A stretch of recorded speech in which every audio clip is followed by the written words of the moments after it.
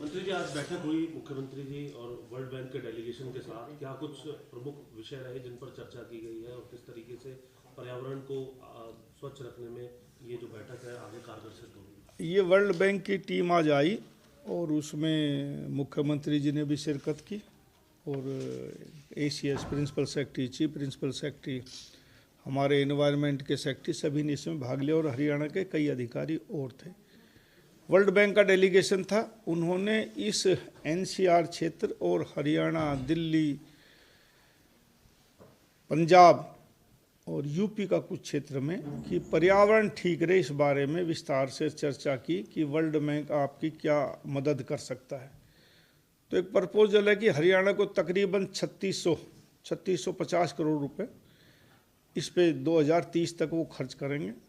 उसमें 70% world bank देगा और 30% हरियाणा सरकार लगाएगी और तकरीबन 80-85 करोड़ वो डोनेट करेंगे। डोनेशन लगा लो या मतलब एड लगा लो, ग्रांट देंगे।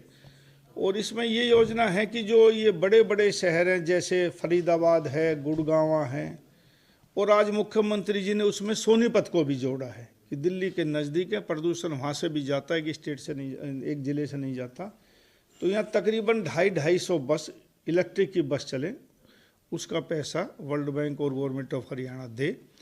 और अभी होगा 550 बस थी तो 150 बस और बढ़ा लेंगे, तीनों शहरों में कर देंगे। DG सेट अच्छे हों और हमारे जो सड़कों की व्यवस्था है जहाँ रेत ज़्यादा उड़ता है, अच्छी सड़कें हों, 500 किलोमीटर चिन्हित करके दिल्ली NCR में कि वहाँ रेत ना उड़े, ऐसी व्यवस्था करने के कई पॉइंट उन्होंने दिए हैं।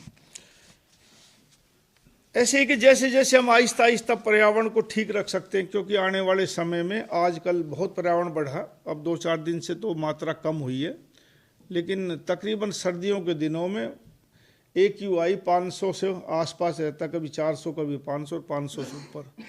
यदि हम अभी ना जागे और जागरूक नहीं हुए तो आने वाले समय में NCR और आसपास के ज़िलों में, आसपास के स्टेटों में बहुत बुरा हाल हो जाएगा। इसलिए वर्ल्ड बैंक भी चिंतित है। और जिन जिन प्रदेशों में ये आप मोबाइल पे देखते होंगे लाल पूरा डोरा दिखता ऊपर तक, उस पे सभी प्रदेश चिंतित है।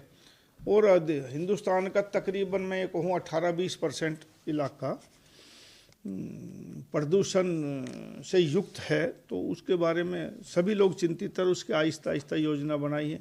एक हम ये जो एग्रीकल्चर में भी इसका ध्यान दे रहे हैं, और एक जो हम चूल्हा गैस जलाते हैं, हमारे तो हरियाणा तकरीबन गैस पे हो गया, लेकिन बहुत से इलाकों में चूल्हा आज भी जलाया जाता है, लकड़ी जलाई जाती है, गोबर से जलाया जाता है। तो वो उसका भी इंतजाम कर रहे हैं कि भाई ये कम से कम गैस ना निकले, पोल्यूशन ना हो।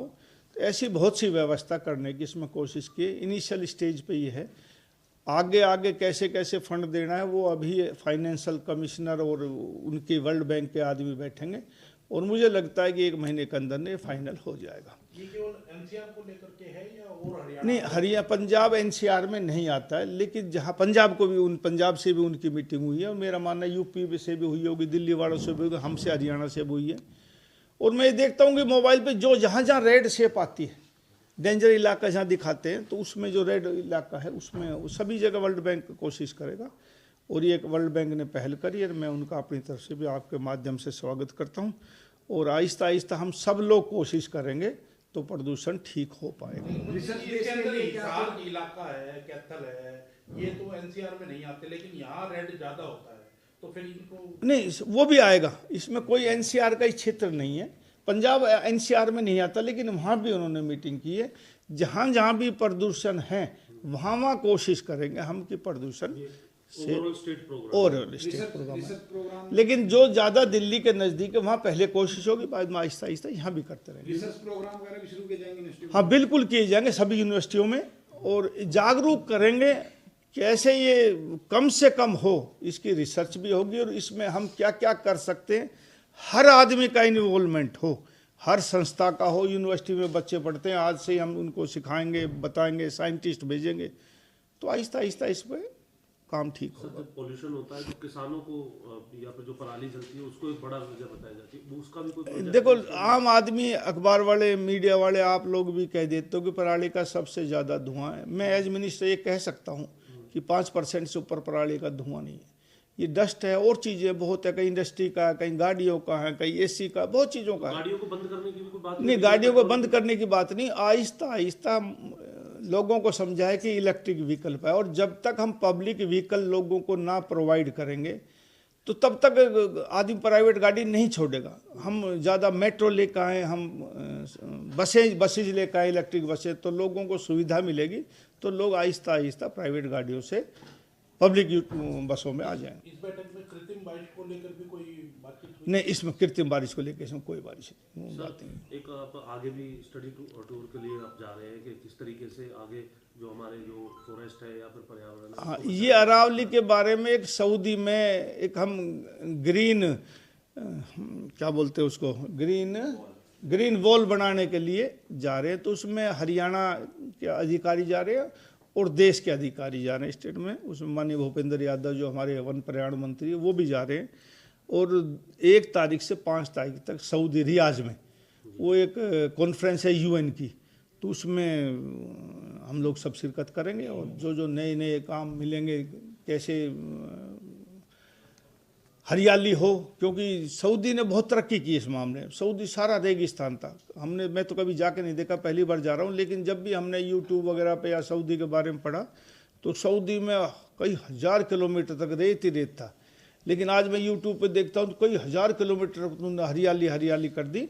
और अपना खनिज पदार्थ खाने का भी सऊदी अब बाहर से नहीं मंगाता, सब कुछ खुद पैदा करता है। तो इतनी जल्दी ऐसा कर दिया तो हरियाणा और हिंदुस्तान क्यों नहीं कर सकता, उस बारे में ये कॉन्फ्रेंस है। जो ग्रीन वॉल है ये कोई पॉइंट टू पॉइंट तो नहीं कि हरियाणा में भी कोई एरिया है इसका? नहीं, सारा अरावली हमारा हरियाणा में है, ज़्यादातर राजस्थान का तो कुछ हिस्सा है, इसके आसपास अरावली में बने, तो उसकी भी एक व्यवस्था हम देख के आएंगे तो करेंगे। सर, एक पॉलिटिकल क्वेश्चन है। पूर्व जो वित्त मंत्री थे P. चिदंबरम का कहना है कि EVM के मुकाबले बैलेट से उनका एक्सपीरियंस ज़्यादा खराब रहा है, और जबकि कांग्रेस EVM पे सवाल करती है। देखो, उसका व्यक्तिगत मामला और कांग्रेस का भी अपना पार्टी का मामला है। जहाँ जहाँ विपक्षी दल जीत जाते हैं वहाँ EVM को कोई शिकायत नहीं करता। अभी रिसेंटली 2 चुनाव, एक महाराष्ट्र में हुआ, एक झारखंड में हुआ। महाराष्ट्र में बीजेपी की सरकार बन गई तो अपोजिशन वाले कहने लगे कि EVM में गड़बड़ थी। झारखंड में किसी ने कहा। ऐसे जहाँ भी कोई विपक्षी दल हो, जो चुनाव हारता वो किसी न किसी पर आरोप लगाता, ये स्वाभाविक ह्यूमन नेचर है, ये वो कहेंगे। इस बारे में मैं ज़्यादा नहीं कहूँगा, लेकिन मैं ये कह सकता हूँ कि EVM भी उसी प्रकार रिजल्ट देगा जैसे जनता डाल लेगी, और बैलेट से डालोगे तो जनता जैसा डाल के आएगी वैसा ही रिजल्ट आएगा।